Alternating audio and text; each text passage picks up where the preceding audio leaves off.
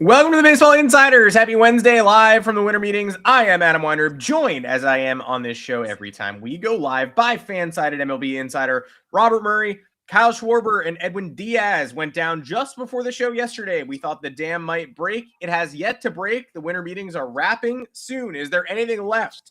Will a trade frenzy follow? Is any last-minute business getting tidied up before people start to depart Orlando, Florida, and continue their conversations? To answer these questions and more, plus all of your comments, we've got Robert here to let us know what's going on in Orlando. Robert, it's been a couple days since your travel snafu. Welcome to the show. Are you alive? I'm alive. This is funny enough. I feel more awake now that I have the entire trip, and it's just in time for me to go back home. So that's not ideal, but we're here. We're waiting on hopefully a scoop. So that's always a fun thing. So hopefully can make the most of the last day here for sure. But good to be here with you, Adam. It's been a very slow winter meetings overall, but we have lots of the notebook still. How you doing? Happy Wednesday. Happy Up Day.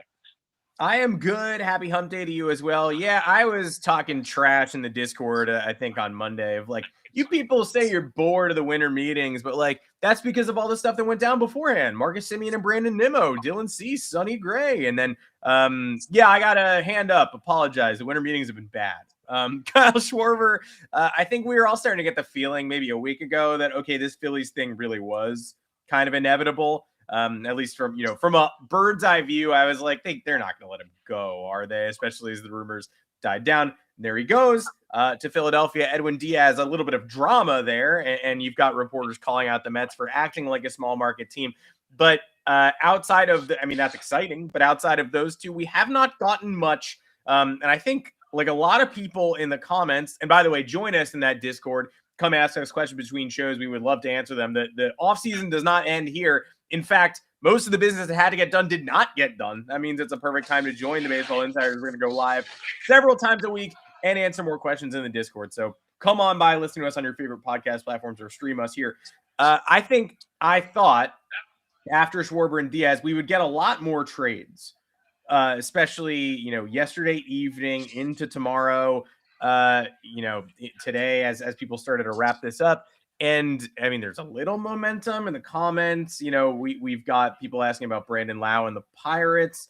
That's definitely something that's circling, but Ketel Marte, these are the big names that I feel like we are getting closer to watching get dealt. A lot of Red Sox fans smoke on Ketel Marte, but nothing doing just yet.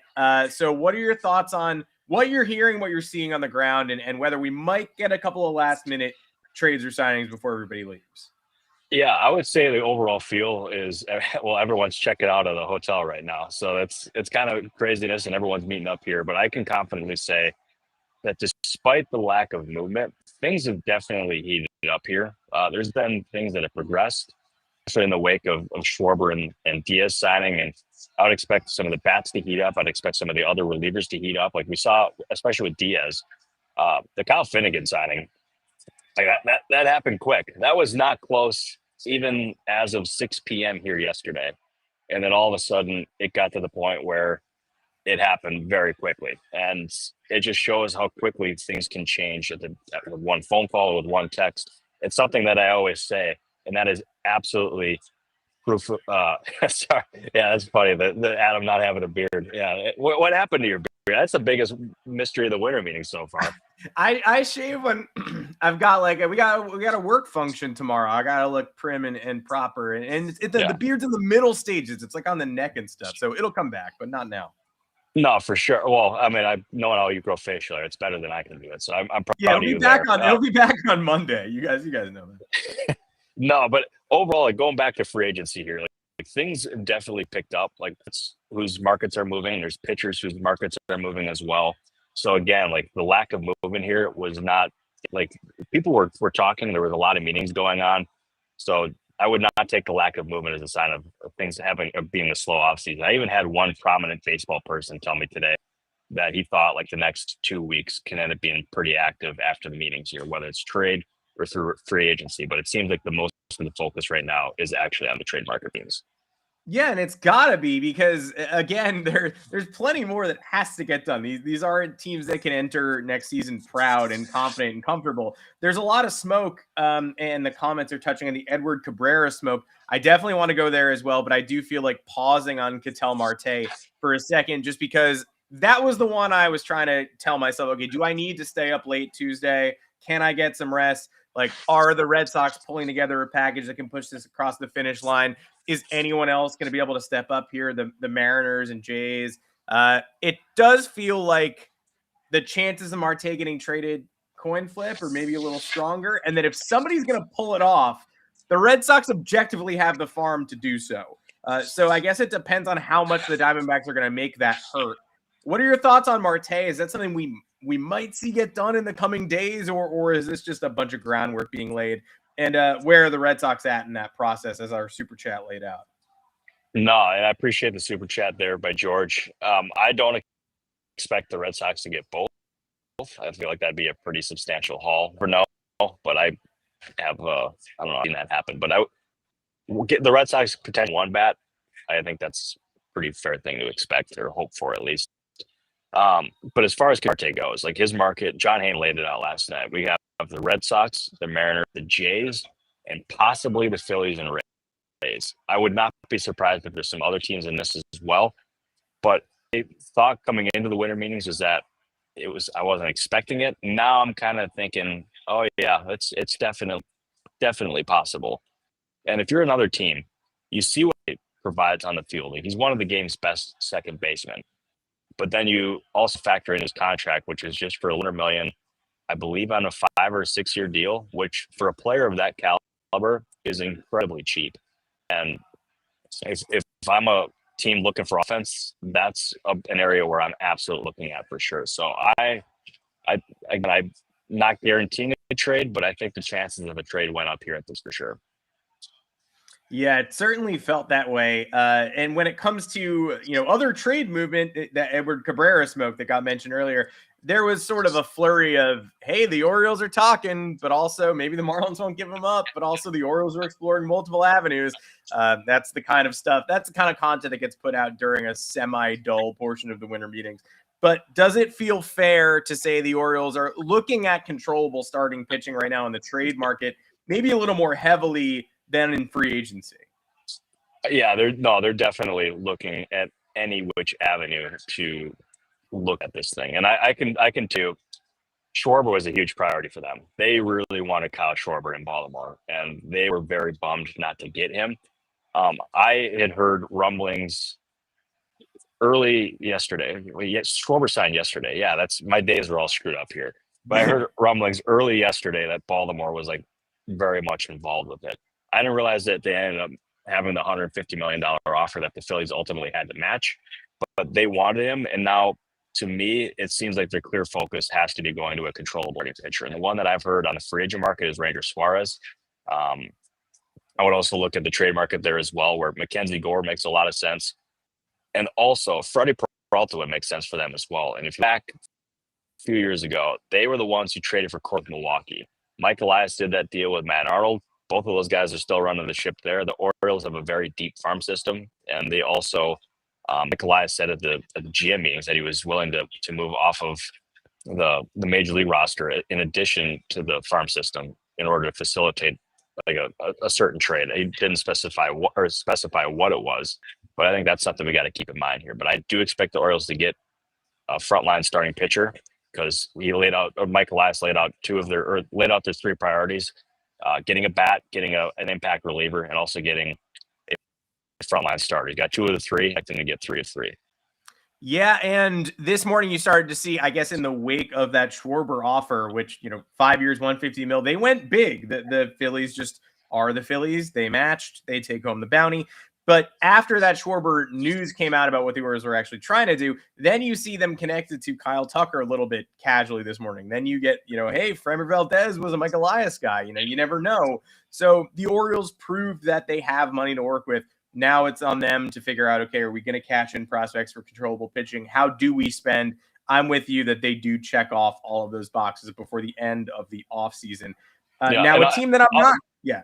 Also, I'll say I'm glad you mentioned Kyle Tucker. He is going to do very well in free agency. His market, it hasn't accelerated yet. I wouldn't say it's like nothing is imminent by any means, but my indication is based on what I've heard about teams involved, because we saw the Mets linked to him with John Heyman today. The Dodgers feel like they kind of monitor here just because they didn't rule out another impact addition, and we've seen them connected to Tucker plenty. I mean, if they can do it on a 3 or 4 year deal. The thing I was just telling the guys behind me on this A's show is how often when the Dodgers go big game hunting, how often do they miss? Never. I don't know if they're going to go all out for Tucker, but it's something that I feel like we should be keeping an eye on. Again, that's just with them being involved, or at least seemingly, that always catches my attention because they don't miss. People used to say that about the Yankees, and then we've got a whole bunch of comments here saying zero Yankees news, anything. Cam Smith wants us to announce LeBron to the Yankees. I don't know if you're ready to do that. Yankee Demon. That's not in the drafts. Yeah. All right, yeah, so it's in my drafts, but what are you going to do? Brian Hope putting out Brian Cashman's take on his winter meetings progress this morning. Quote, "We're just staying engaged, trying to match up with some things, but it's been tough so far. Didn't like the ask coming our way. I guess the opposing teams don't like what I'm trying to pull from them on the trade stuff. We do have some conversations that could possibly lead somewhere." So there you go. It kind of sounds like the couple that got engaged 3 years ago and hasn't set a wedding date yet. My issue with the Yankees is I think they're going to work to fill some of their holes. I don't think they have as many holes as they do. I don't think they think the bullpen is as big of an issue as it is. You know, they do have a lot of young pitching, and they do have Spencer Jones and Jason Dominguez. I would say their young pitching is more appealing, but power hitting outfielders and young pitching, two things you can really parlay on the trade market, and yet haven't heard much other than this tenuous Mackenzie Gore connection. And Brian Cashman's out here saying, yeah, I'm throwing stuff out there. People hate it. People hate my terrible trades. So what are you hearing? I mean, do they understand they have holes to plug? And are they one of those teams that you could see making a semi-substantial move in the next couple of weeks, or mostly going to be Ryan Yarborough's and Tim Hill options? No, they understand they have holes on that team. It's a case of being patient this offseason because, again, look at the rest of see, there you go. Like, look at the rest of the market. How much has moved here? Hardly anything at all. So I would say be patient. Cashman understands that they have holes in the roster. And as the offseason continues, like the price tags will come down. Teams will be more realistic. We're still in the early stages. Well, I guess we're at the winter meetings now. Spring training is still 2 months away, but it's still like prices will come down. Deals will be had. There's still 90-85% of free agents that are still out there. Trade market's barely moved as well. It's going to take some time, but he does understand he's got a lot of work to do. Yeah, unless you're Gregory Soto, you probably have not signed, or Kyle Finnegan. Again, good bullpen deals. If you're aligned to get a bullpen option, stay in line. How quickly does the rest of that market move? There are some Robert Suárez comments in here. I know Suárez and Pete Fairbanks may be the two that we've talked the most about on the show who haven't gone yet. But thoughts on the bullpen market? Is that possibly something else that could drop today as executives are moving around? Yeah, I think Robert Suárez is the name to watch here for sure. And like I ended up mentioning before Díaz signed, like the three teams that were on Suárez were the Dodgers, the Jays, and the Mets. And I have to imagine the Dodgers are probably not involved in Suárez anymore. So that would leave the Jays and the Mets. And there are other teams involved here as well. And I don't think a signing is close here, but based on what I can tell, like things have definitely picked up a little bit with Suárez. So we'll see if that leads to a deal in the coming week or so. I don't know. But as far as Fairbanks goes, I don't think he's close as of this point. But there's still plenty of other relievers here as well. I can confidently say, like the teams that I mentioned the other day. Let's speak at them. I want to pull up the teams that I have listed for the bullpen help. Good for bullpen help because I want to make sure. Yeah, good. And I will also I'll add a fun nugget to this conversation too, because I see it in the comments that people want to talk about the yeah. All right, what do you got? Sorry about that. That was the worst throwaway I've ever done. So I had. Yeah, I was like, hey, say something. Yeah, it was terrible. That's on me. I put Adam in that spot. I'm a bad teammate. The top who obviously got Finney, the Braves, the Marlins, the Pirates, the Cubs, and the Guardians. So those are all teams there's a bunch of them that are also linked for him as well. for bullpen help. So those are the ones that I'm watching here, and I expect most, if not all, to end up landing a bullpen arm at some point. Yeah, I had something to say, but it was another question. I don't know why I started in on that, because I do see there's some Dodger fans commenting on the Tarek Skubal thing, and I do think I just have to mention it for fun. Like, it's one of the funniest winter meeting subplots. There's a guy there who's like an LA television reporter named David Pingalore, who's like twice in 2 days has tweeted like, the parts are in motion. All the teams that ownership needs to sign off. Like, a Tarek Skubal trade is gonna happen, and no one else has this. No one else is talking about this, but it has led to a couple of accounts like complaining about a Tarek Skubal. Like, oh, if the Dodgers get him. I think it was like Hubs, Barstool. It was like, oh, if the Dodgers get him, like the season's over. And it was like, is this just coming from David Pingalore? Like, and why does he keep saying that? So, as far as you're hearing, are the Dodgers and Tigers even talking on Skubal? And why does one man seem to have this and nobody else? I mean, you never know. Like, they could be talking, but as far as the trade being closer done, no. Like, how the frick is this a thing? Like, I'm putting it to bed now. Like, that's not real. I think we need to, as a Twitterverse or an Xverse, we need to end up getting better with our trying to figure out who's delivering our news. So, yeah, that's crazy to me. I don't know how that's a thing, but it's not a thing whatsoever. It's making me laugh. But anyway, tune into the Baseball Insiders on Friday when we'll have guest co-host David Pingalore to talk about the Tarek Skubal business. Yeah, I appreciate everybody commenting on it. It's had me laughing for the last like 24 hours. Don't get mad at it until we actually see some insider theorizing that they're actually speaking in any capacity. But what about the Brandon Lowe stuff? Because it does feel like his name is heating up. There were rumors that, hey, the Pirates, after being so in on Schwarber, have not given up the fight to bring offense in, and they're now pivoting to Lowe or pivoting to Jorge Polanco. There was a rumor earlier that Polanco wanted to get something done by the end of the winter meetings. That seems, again, less likely now that they're ending. But thoughts on the Pirates search, and is Lowe something that could get done today and make, obviously, a burner cry? I hope, obviously, a burner does not cry, but I have definitely heard some difference as far as teams checking in there. I'm not going to rule out a trade whatsoever. I don't have anything like in the drafts yet as far as that goes, so I don't think it's close necessarily. But the interest there is definitely a team that I think makes a ton of sense for him is the Pittsburgh Pirates. They're very aggressively looking for bats, and based on everything that I can tell, their pursuit of Schwarber was sincere. It did not feel like a PR stunt. It seemed like an actual, like, sincere, where they genuinely hoped and tried to get him. So whether it's a Brandon Lowe, whether it's a Jorge Polanco, whether it's Ryan O'Hearn or Okamoto, or someone like whoever else is out there via free agency, they're going to check in on him or check in on them. But I expect them to add at least one, like, pretty good, and then also adding a bunch of other pieces around that as well. So they remain active. Again, I told you for the last couple of weeks they were looking at the bullpen market. So just, yeah, I think a bat is definitely the next priority there for sure. One last Yankees related note, but it was asked about. So I'm not just pulling it out.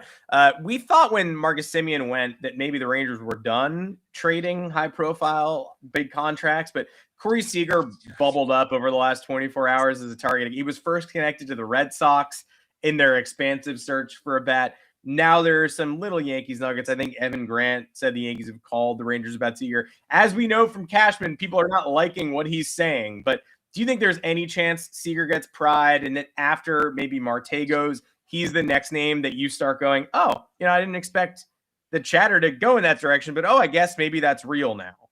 Yeah, after moving a guy like Marcus Semien and shedding that salary, you can never rule anything out with the Rangers, especially with their motive being to move payroll. I don't think it's necessarily likely that Seager is going to be moved. I haven't heard of any traction there whatsoever. But it makes sense for teams to check in. When he's healthy, he's one of the best players in ball. And with the Rangers trying to shed salary, it doesn't hurt to ask. But they're not going to just part ways with him just to part ways. A player that they really like, they want to keep building around and have him on the roster. So I'd be pretty surprised if he's ultimately moved. Yeah, that is what Evan Grant says as well. They're not motivated to move him, but obviously teams are calling and they know potentially can be had. Any other things you're hearing? We've got a lot of people asking about the Giants and maybe some Bay Area movement. We've been all on the Giants seeking pitching in some capacity, but they have not managed to finalize anything yet. Are those pursuits gaining any traction? I have not heard that on the Giants. I don't think they have anything close as of this point, at least not that I'm aware of. So you never know. You wonder, there's always a possibility where there could be something that pops up after the Rule 5 draft. I mean, it's not just saying with the Giants, but I'm just saying that with any team here. As far as what else I'm hearing around the league, I know a very popular guy is Mike Yastrzemski. He's someone who I know is drawing a good amount of interest. And as far as he goes, the reliever market, as I mentioned with Robert Suárez, is definitely very active. Again, Jays, Mets there. But I don't have anything else that is overly. I do know the Guardians are looking for bullpen help. I can mention that again. So those are a few of the things there. And also, I ended up writing yesterday that Alex Bregman and Cubs had a Zoom meeting a few weeks ago. There have been several other teams that have had Zoom meetings with Bregman, so it's not just the Cubs. But as much as Jed Hoyer has tried to brush off the rumors and try to express confidence in Matt Shaw, they're still very they're still open to the idea of Bregman. That being said, another thing we have to keep an eye on here is that the Cubs only have one controllable guy beyond 2026, and that's Dansby Swanson as far as a position player goes. So they need guys. Bregman would be a great fit, especially as a locker room guy. I don't know if it's necessarily likely, but I think it's something we can't rule out. It seems like everybody is zooming with Alex Bregman, including the baseball insiders. Welcome to the show, Alex Bregman. No, we only have a couple of seconds left. We got to say goodbye to Robert from Orlando. We thank everyone for joining us. Again, come check us out in the Discord if this is your first time watching. We hope you'll come back. Some hands were shaken at the winter meetings. A couple deals were consummated, but we didn't get all of it. We didn't get a massive flurry. That means the rest of the offseason is going to be huge. It's going to be full of everything that you're all waiting for. So come back and join us. We'll be back Friday to wrap it up. Robert from home, me also from home. And then we'll be back several times in the weeks to come as the offseason continues to build. Robert Murray, thank you for joining me as always. Yeah, I appreciate you, sir. I'll see you shortly. Appreciate you, everybody. Thank you.